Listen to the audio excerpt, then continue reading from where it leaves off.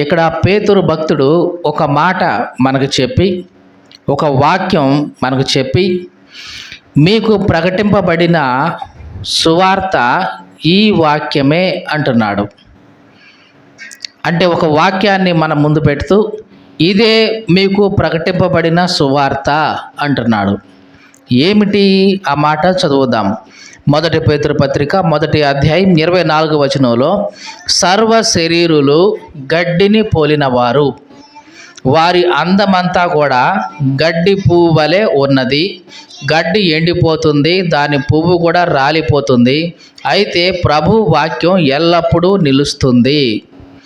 ఇది మీకు ప్రకటింపబడిన సువార్త అంటున్నాడు పేతురు భక్తుడు. ఈ దినాల్లో సువార్త అనగానే చాలామంది మనసులో ఎట్లా ఉందంటే, అది ఒక ఆశీర్వాదకరమైన మాట, ఆశీర్వాదాలు తీసుకొచ్చేది. అంటే ఇదిగో దేవుని దగ్గరకు రండి, మీకు 100 రెట్లుగా ఆశీర్వాదం వస్తుంది, దేవునికి ఇవ్వండి, మీకు 1000 రెట్లుగా తిరిగిస్తాడు. ఇట్లాగా ప్రకటించడమే సువార్త అని చాలామంది అపోహపడుతున్నారు. చాలామంది వినటానికి కూడా ఆసక్తి చూపిస్తున్న సువార్త కూడా ఇదే. గ్రేస్ టీచింగ్ అని పేరు పెడుతూ ఉంటారు. నిజానికి గ్రేస్ టీచింగ్ అంటే కృపను గురించిన ఆ సువార్త చెప్పడం. కానీ ఈ దినాల్లో ఆ డబ్బు గురించిన బోధనలు కానివ్వండి, ఆశీర్వాదాలను గురించిన బోధనలు కానివ్వండి, వీటన్నిటికీ కూడా గ్రేస్ టీచింగ్ అని పేరు పెడుతూ ఉన్నారు. ఇది సరైంది కాదు. సువార్త అంటే ఉన్న విషయాన్ని, సత్యాన్ని ఉన్నది ఉన్నట్లుగా చెప్పడం, ఇది సువార్త. దేవుని గురించి కానివ్వండి, మనుషుల గురించి కానివ్వండి, మనుషుల యొక్క వ్యక్తిత్వాల గురించి కానివ్వండి, స్వభావాల గురించి కానివ్వండి, బైబిల్ ఏమైతే చెప్తుందో అది ఉన్నది ఉన్నట్లుగా ఎదుటి వాళ్లకు బోధించడమే సువార్త. ఇదే పేతురు భక్తుడు ఇక్కడ ఈ మాటలో మనకు స్పష్టం చేస్తూ ఉన్నాడు. మనుషుల గురించి అయితే ఇక్కడ ఒక మాట ఏమంటున్నాడు? సర్వ శరీరులు గడ్డిని పోలినవారు. ఇది సత్యం. నువ్వు నమ్మినా నమ్మకపోయినా ఇది సత్యం. ఏవండి, మమ్మల్ని గడ్డితో పోలుస్తున్నారు అని ఒకవేళ చాలామందికి కోపం ఉండొచ్చు. చాలామంది అనుకుంటారు, ఎట్లాగా మాట్లాడినప్పుడు, మేము గడ్డి లాంటి వాళ్ళమా, అంటే మా బ్రతుకు గడ్డిదా, అంటే నువ్వు గట్టివాడివా, మేము గడ్డి వాళ్ళమా? ఇట్లాగా కాదు. ప్రతి మనిషి గురించి దేవుని మాట ఏమి సెలవిస్తుందంటే, సర్వ శరీరులు, ఎటువంటి భేదం లేదు, ఎక్కడ ఎటువంటి లోపం లేదు, సర్వ శరీరులు గడ్డిని పోలినవారు.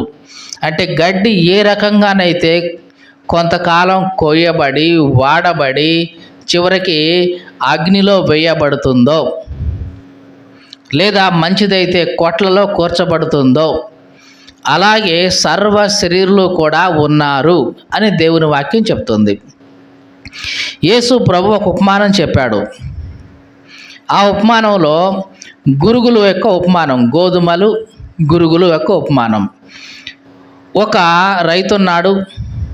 ఆ రైతు పొలంలో గోధుమ గింజలు విత్తాడు. కానీ అతను నిద్రపోతున్న సమయంలో, రాత్రి సమయంలో శత్రువు వచ్చి, అంటే అపవాది వచ్చి ఆ గోధుమల మధ్యలో గురుగులు, అంటే పనికిరాని వాటిని విత్తి వెళ్ళిపోయాడు. గోధుమలు గురుగులు రెండూ కూడా ఒకేలాగా ఉంటాయి చూడడానికి. గింజ వచ్చినప్పుడు కానీ తెలియదు, ఓహో ఇది గోధుమ గింజ, ఇది గురుగు గింజ అని. ఇవి రెండు ఎదుగుతానే ఉన్నాయి. గోధుమలకి మందు వేసినట్లుగానే ఇవి కూడా మందు తీసుకుంటూనే ఉన్నాయి. చివరికి పెరిగి పైరయ్యే సమయానికి అర్థమైంది గురుగులు కూడా దీంట్లో ఉన్నాయని. ఈ లోపల పనివాళ్ళు అన్నారు, అయ్యా మేము గురుగులు కనపడుతున్నాయి కదా, మీరు గురుగులే విత్తలేదు కదా, మరి ఎట్లొచ్చినాయి ఇవి అని అన్నాడు ఆ విత్తిన రైతు. ఇది నేనైతే విత్తలేదు గురుగులు, కానీ ఇది ఎవడో శత్రువు చేసిన పనే అని అన్నాడు. ఈ పని వాళ్ళు అన్నారు, అయ్యా మేము ఎక్కడెక్కడైతే గురుగులు కనపడుతున్నాయో అంతవరకు పీకేసి మేము బయటేస్తాం, మీకు ఇష్టమేనా అని ఈ యజమాని అన్నాడు, వద్దొద్దు, అట్లా చేయొద్దు. ఎందుకంటే ఒకవేళ మీరు గురుగులు అనుకొని వాటిని పీకుతూ ఉంటే కొన్నిసార్లు గోధుమలు కూడా వచ్చే అవకాశం ఉంది. కాబట్టి కోతకాలం దాకా రెండింటిని కలిసి ఎదగనివ్వండి. ఏం చేయాలి? కోతకాలం దాకా రెండింటిని కలిసి ఎదగనివ్వండి. కోతకాలం వచ్చే సమయానికి నేను ముందుగా గురుగులన్నిటినీ భద్రంగా కోయించేసి వాటిని అగ్నిలో వేయిస్తాను. తర్వాత గోధుమల్ని నేను నా కొట్టులో పెట్టుకుంటాను. కాబట్టి అప్పటిదాకా రెండింటిని కలిసి ఎదగనివ్వండి అన్నాడు.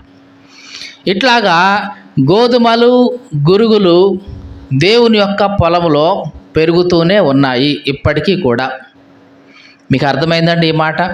దేవుని యొక్క పొలంలో గోధుమ గింజలు పెరుగుతున్నాయి, గురుగులు కూడా పెరుగుతున్నాయి.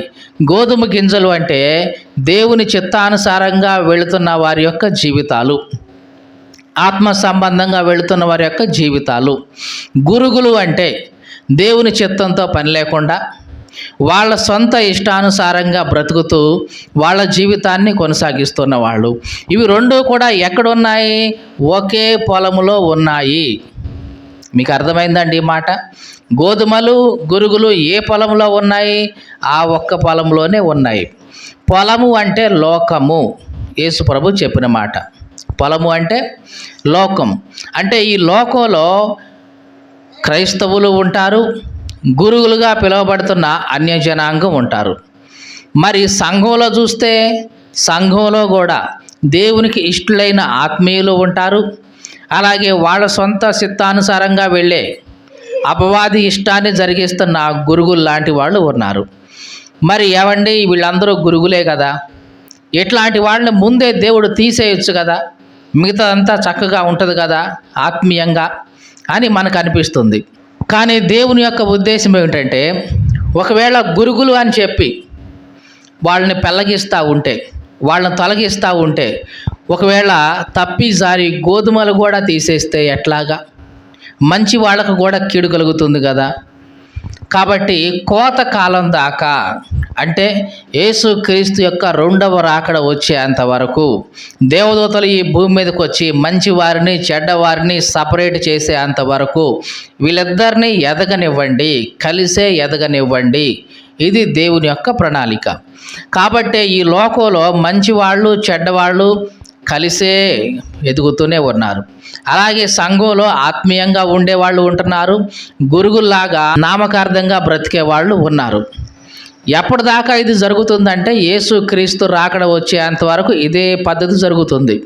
ఎప్పుడైతే యేసుక్రీస్తు ఈ లోకానికి వస్తాడో ఆయన తన దూతల్ని ముందుగానే పంపిస్తాడు. పంపించగానే వీళ్ళు సపరేట్ చేస్తారు. యేసుక్రీస్తు ప్రజలని, తర్వాత అన్యులని సపరేట్ చేస్తారు. దేవుని చిత్తానుసారంగా బ్రతుకుతున్న వాళ్ళని, వాళ్ళ ఇష్టానుసారంగా జీవిస్తున్న వాళ్ళని సపరేట్ చేస్తారు. ఈ సపరేట్ చేసిన వాళ్ళనేమో నరకంలో పడేస్తారు, ఇట్లా సపరేట్ చేసిన వాళ్ళనేమో నిత్య జీవంలోకి తీసుకెళ్తారు. అప్పటిదాకా ఈ రెండు కలిసి ఎదుగుతూనే ఉంటాయి. ఇది సత్యం. కాబట్టి సర్వ శరీరులు కూడా గడ్డిని పోలిన వారే. అది గోధుమ గడ్డ, గురుగుల యొక్క గడ్డ వేరే విషయం. మీకు అర్థమైందండి? గోధుమలకు కూడా ఉండేది గడ్డే వాళ్ళ శరీరం, అదే గురుగులకు కూడా ఉండేది గడ్డే ఆ శరీరం. కాబట్టి అందరూ కూడా సర్వ శరీరులు గడ్డిని పోలిన వారు. ఇందుట్లో ఎటువంటి సందేహం లేదు. ఇక రెండవ మాటగా ఏమంటున్నాడు? వారి అందమంతా కూడా గడ్డి పువ్వు వలె ఉంది. గడ్డి పువ్వు చూడడానికి చాలా అందంగా ఉంటుంది. చూడగానే ఆ చుట్టూ ఉన్న ప్రదేశాన్ని కూడా చాలా రమ్యంగా ఉన్నట్లుగా అనిపిస్తుంది. కానీ దాని ఆయుష్కాలం ఎంత? ఒకరోజు. లేకుంటే గట్టిగా ఎండగాస్తే ఆ గడ్డి ఏం చేస్తుంది? ఎండిపోతుంది. దాని పువ్వు కూడా రాలిపోతుంది. ఇది మనుషుల యొక్క అందం గురించి. ఎందుకు దేవుడు ఇట్లాగా అందాన్ని గురించి చెప్తున్నాడంటే, ఈ లోకంలో చాలామంది వాళ్ళ యొక్క శరీర సౌందర్యాన్ని చూసుకొని అతిశయించే వాళ్ళు ఉన్నారు. నేను హీరోని అనుకునేవాళ్ళు, నేను హీరోయిన్ని అనుకునేవాళ్ళు, నా అందానికి చూసి ఎంతమంది నా కోసం ఎదురు చూస్తున్నారు అనుకునేవాళ్ళు, నా అందాన్ని చూసి ఎంతమంది చప్పట్లు కొడుతున్నారు అనుకునేవాళ్ళు. ఇట్లాగా వాళ్ళ యొక్క బాహ్య సంబంధమైన శరీరాన్ని చూసుకొని మురిసిపోయేవాళ్ళు, అతిశయించేవాళ్ళు, డంబించేవాళ్ళు చాలామంది ఉన్నారు. అంటే డంబంగా మాట్లాడేవాళ్ళు. ఇట్లాంటి వాళ్ళందరికీ కూడా దేవుడి మాట ఏం సెలవిస్తుందంటే, వారి అందమంతా కూడా గడ్డి పువ్వు లాంటిది. అంటే కోయబడుతుంది, ఎండిపోతుంది, వాడిపోతుంది, పనికి రాకుండా పోతుంది. ఈ మాటలు వింటున్న ప్రియ సహోదరి సహోదరుడా, ఒకవేళ ఈ గడ్డి పువ్వు ఎట్లా ఉంటుంది? ప్రారంభంలో చక్కగా ఉంటుంది, కానీ 2-3 దినాలకు ఏమవుతుంది? అది వాడిపోతుంది, తర్వాత దాని స్థానంలో నుంచి తప్పిపోతుంది. మనుషులందరి యొక్క పరిస్థితి కూడా ఇంతే. యవనస్తులుగా ఉన్నప్పుడు, ఎప్పుడంటున్నా యవనస్తులుగా ఉన్నప్పుడు వాళ్ళ శరీరం చక్కగా అందంగా ఉంటుంది. కొంతకాలం అవుతుంది, ముసలి వాళ్ళు అవుతారు. అప్పుడు వాళ్ళ యొక్క శరీరం ఎట్లా ఉంటుంది?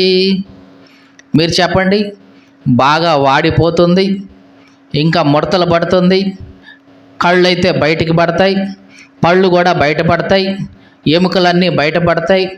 మరి ఒకప్పుడు ఇదే శరీరం వయసులో ఉన్నప్పుడు చాలా అతిశయించింది. నా అంత అందగాళ్ళు ఎవరూ లేరు, నా అంత అందగత్తెలు ఎవరూ లేరని అతిశయించావు. కానీ ఇప్పుడు ముసలితనం వచ్చేసరికి ఏమైంది? నీ అందమంతా గడ్డి పువ్వులాగా వాడిపోయింది.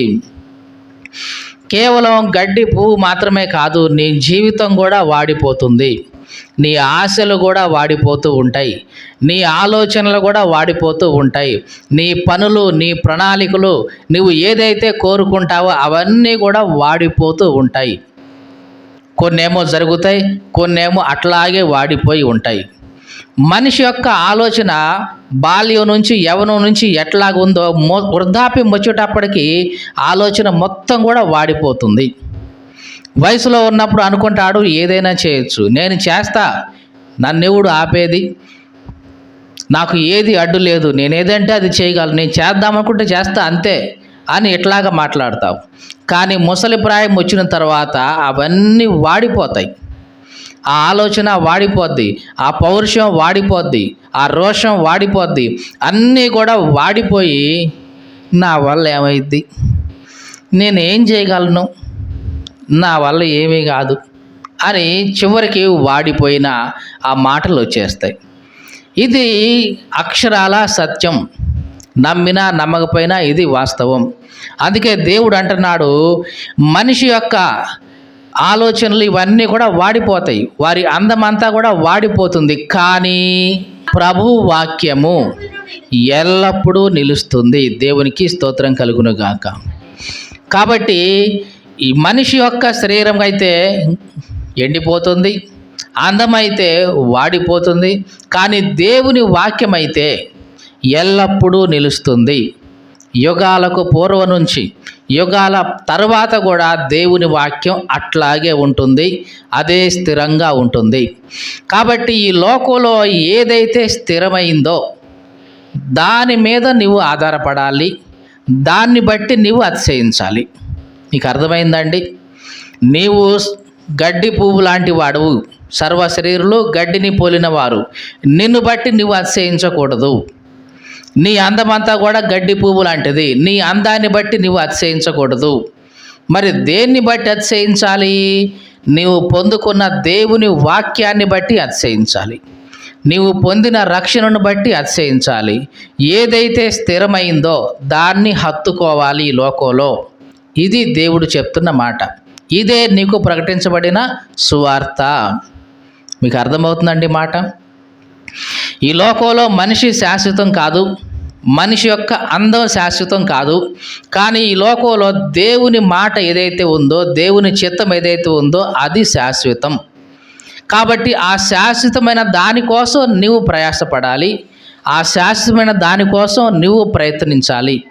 ఇది నీకు ప్రకటించబడిన సువార్త, ఇది నిత్య సువార్త, ఎల్లప్పుడూ ఉండేదే ఇది. మరి ఈ మాటలు వింటున్న ప్రియ సహోదరి సహోదరుడా, మరి నీవెట్లా ఉన్నావు? దేవుని చిత్తానుసారంగా నువ్వు జీవిస్తున్నావా? ఇక్కడ రాయబడిన మాట, అయితే ప్రభు వాక్యం ఎల్లప్పుడూ నిలుస్తుంది.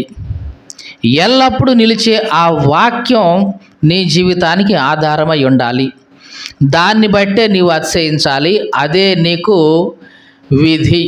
సొలొమోను ఉన్నాడు, రాజు, మహారాజు అని కూడా ఇతనికి పేరు ఉంది. ఇతను దాదాపుగా చాలా జ్ఞానవంతుడు. ఎంత జ్ఞానవంతుడంటే 1005 సామెతలు రాశాడు, 3000 కీర్తనలు కూడా రాశాడు, చాలా రాశాడు. ఇవన్నీ దేవుడు ఇతనికి ఎంత జ్ఞానం ఇచ్చాడంటే అతనికి పూర్వం కానీ అతనికి తర్వాత కానీ అట్లాంటి వాళ్ళు లేనే లేరు. అంతటి జ్ఞానవంతుడు. అన్నిటినీ పరిశీలించాడు. చెట్టుల గురించి, మొక్కల గురించి, వాటన్నిటి గురించి రాశాడు. అంత జ్ఞానం ఉంది. అట్లాంటి జ్ఞానవంతుడు అన్నిటినీ లోకంలో ఏది ఎట్లా ఉంది అసలు తరచి చూద్దాం, పరీక్ష చేసి చూద్దాం. తాగితే ఎట్లా ఉంటుంది, తిరిగితే ఎట్లా ఉంటుంది, అది చేస్తే ఎట్లా ఉంటుంది, ఇది చేస్తే ఎట్లా ఉంటుంది చూద్దాం. మతిహీనత ఎట్లా ఉంటుంది, వెర్రితనం ఎట్లా ఉంటుంది చూద్దాం. అన్నీ పరీక్షించి చివరికి ఏమన్నాడంటే, ప్రసంగి గ్రంథం 12వ అధ్యాయం 13వ వచనం, ఇదంతా వినిన తరువాత తేలిన ఫలితార్థం ఇదే. ఏమిటి అది? దేవుని యందు భయభక్తులు కలిగి ఆయన కట్టడలు అనుసరిస్తూ ఉండాలి. దేవుని యందు ఏముండాలి? భయభక్తులు కలిగి ఉండాలి. ఆయన కట్టడలను అనుసరిస్తూ నడుచుకుంటూ ఉండాలి. మానవ కోటికి ఇది ఏ విధి. చూడండి ఏమంటున్నాడు, అన్నీ పరిశీలించాడు, పరిశోధించాడు. మతిహీనత గురించి, వెర్రితనం గురించి అన్నీ పరిశోధించి చివరకు ఒక మాట అంటున్నాడు. ఏమని? ఇదంతా విన్న తర్వాత తేలిన ఫలితార్థం ఇదే, రిజల్ట్ ఇదే. ఏమిటి ఆ రిజల్ట్ అంటే, మానవ కోటి అంతా కూడా దేవుని యందు భయభక్తులు కలిగి ఉండాలి. ఆయన ఆజ్ఞలు, కట్టడలు అనుసరించి నడుచుకుంటూ ఉండాలి. ఇదే మానవ కోటికి విధి. ఇంతకంటే మంచిది, ఇంతకంటే శ్రేష్టమైనది లేదు అని చెప్పాడు. ఈ మాటలు వింటున్న ప్రియ సహోదరి, సహోదరుడా, నీవు నేను ఆ సొలొమోను కంటే ఏమాత్రం కూడా గొప్పవాళ్ళం కాదండి. జ్ఞానంలో కానీ, ఐశ్వర్యంలో కానివ్వండి, ఘనతలో కానివ్వండి, కీర్తిలో కానివ్వండి, పేరు ప్రఖ్యాతులు సంపాదించడం కానివ్వండి, అతనితో కనీసం ఒక పోల్చుకోవడానికి కూడా తగిన అర్హత లేనివాడు ఎవడైనా సరే మనిషి. అట్లాంటి జ్ఞానవంతుడైన సొలొమోను ఒక మాట అంటున్నాడు మానవ జాతి మొత్తాన్ని ఉద్దేశించి. ఏమిటది? దేవుని యందు భయభక్తులు కలిగి ఆయన ఆజ్ఞలు, కట్టడలు అనుసరిస్తూ నడుచుకుంటూ ఉండాలి. ఇదే మానవ కోటికి విధి. ఈ మాటలు వింటున్న ప్రియ సహోదరి, సహోదరుడా, ఎప్పటికైనా అర్థమవుతుందా దేవుని యందు భయభక్తులు కలిగి ఉండటం ఎంత అవసరమో? కానీ మనిషి యొక్క గర్వం ఎట్లా ఉంటుందంటే, దేవుడు లేకపోయినా నేను బ్రతుకుతాను, దేవుడు లేకపోయినా సరే మేము బ్రతుకుతాం, మాకు ఇబ్బంది ఏమీ లేదు అని అనుకుంటాడు మనిషి. ఎప్పటి వరకు ఇది? ఒంటిలో ఆరోగ్యం ఉన్నప్పుడు, ఒంట్లో సత్తు ఉన్నప్పుడు అంతా ఇట్లాగా మాట్లాడుతూ ఉంటావు. కానీ ఒకానొక సమయం వస్తుంది, నీ ఒంట్లో ఆరోగ్యం క్షీణించిపోయే సమయం వస్తుంది, నీ ఒంట్లో శక్తి అయిపోయే సమయం వస్తుంది. అప్పుడు అనుకుంటావు, దేవుడా ఎక్కడున్నావు నాయనా, దేవుడా నాకు సహాయం చేయి నాయనా, అయ్యా నా పరిస్థితి ఇదే నాయనా అని అప్పుడు గుర్తొస్తూ ఉంటాడు దేవుడు. అదే దేవుడు నీవు వయసులో ఉన్నప్పుడు కూడా ఉన్నాడు కదా, కానీ అప్పుడు గుర్తురాడు. ఎందుకంటే నీకు కావలసిన శక్తి ఉంది, బలం ఉంది కాబట్టి నీవు కలిగి ఉన్న ఆ శక్తిని బట్టి, బలాన్ని బట్టి నీవు అతిశయించావు, గర్వించావు. అంతా అయిపోయిన తర్వాత ఇప్పుడు ఏమంటున్నావు? దేవుడు నీకు గుర్తొస్తున్నాడు. జాగ్రత్త, దేవుని యందు భయభక్తులు కలిగి ఉండాలి. బాల్య దినము నుండి భక్తిగా జీవిస్తూ యవనస్తు ప్రాయంలో కూడా భక్తిగా జీవించిన నీకు దేవుని గురించిన అవగాహన నీ జీవితాంతం ఉంటుంది. ఇక మీలో ఎవరైనా కానివ్వండి, ఎక్కువ దేవుణ్ణి కలిగి ఉన్నవారు, క్రైస్తవులుగా ఉన్నవారు ఎవరంటే బాల్యం నుంచి దేవుణ్ణి ఎరుగుతున్న వాళ్ళే. తక్కువ మంది మాత్రమే యవనస్తులుగా కానీ, వృద్ధాప్యం వచ్చినప్పుడు కానీ, నడి వయసు వచ్చినప్పుడు కానీ దేవుణ్ణి ఎరిగి దేవునిలోకి వచ్చేవాళ్ళు తక్కువ మంది. ఎప్పుడైతే నీ పునాది మొట్టమొదటి నుంచి దేవుని యొక్క భక్తిలో వేసుకున్నావో అది జీవితాంతం అట్లాగే స్థిరంగా ఉంటుంది. అలా ఉండడమే కాదు, నీ ద్వారా నీ పిల్లలకు కూడా అది వ్యాపిస్తూ ఉంటుంది. మీకు అర్థమైందండి? బాల్య దినము నుంచి నీవు దేవుని సన్నిధిలో భక్తిగా ఉండి దేవుని పట్ల భయము, భక్తి, జ్ఞానము కలిగి జీవిస్తే నీలో ఉన్న ఆ ఆశ, ఆ తలంపులు తప్పనిసరిగా నీ బిడ్డలకు కూడా నువ్వు నేర్పిస్తావు. నాన్న, మనం ఈ లోకంలో స్థిరం కాదు, శాశ్వతం కాదు, మనం పరలోక సంబంధులు, కాబట్టి మనది ఈ శాశ్వతమైన జీవితం కాదు అని ప్రతి క్షణం నీ ఇంట్లో నీ కుటుంబీకులకి, నీ పిల్లలకి నువ్వు చెప్పుకుంటూ ఉంటావు. ఇది నిజంగా సువార్త అంటే సర్వ శరీరులు కూడా గడ్డిని పోలిన వారే. వారి అందమంతా కూడా గడ్డి పువ్వు లాంటిదే. గడ్డి ఎండిపోతుంది, పువ్వు రాలిపోతుంది, కానీ దేవుని వాక్యం నిరంతరము నిలుస్తుంది. నిరంతరం నిలిచే దేవుని వాక్యాన్ని మనం పట్టుకొని జీవించాలి. ఇది మనకు ప్రకటించబడుతున్న సువార్త. దేవునికి స్తోత్రం కలుగునుగాక. ఈ మాటలు వింటున్న ప్రియ సహోదరి సహోదరుడా, మరి అట్లాంటి సువార్తను పట్టుకున్నావా? నువ్వు పట్టుకోకపోయినట్లయితే చాలా ప్రమాదకరం. మీకు అర్థమైందండి? నీవు మరణం నుంచి తప్పించబడాలంటే అదే ఆధారం, సువార్త. ఒకవేళ దాన్ని నువ్వు వదిలేసావంటే చివరికి నువ్వు ఎక్కడికి జారిపోతున్నట్లు? నరకంలోకి జారిపోతున్నట్లే. మరి నీ పరిస్థితి, నా పరిస్థితి ఎట్లా ఉంది? ఒక్కసారి మనలను మనం పరీక్షించుకుందాం.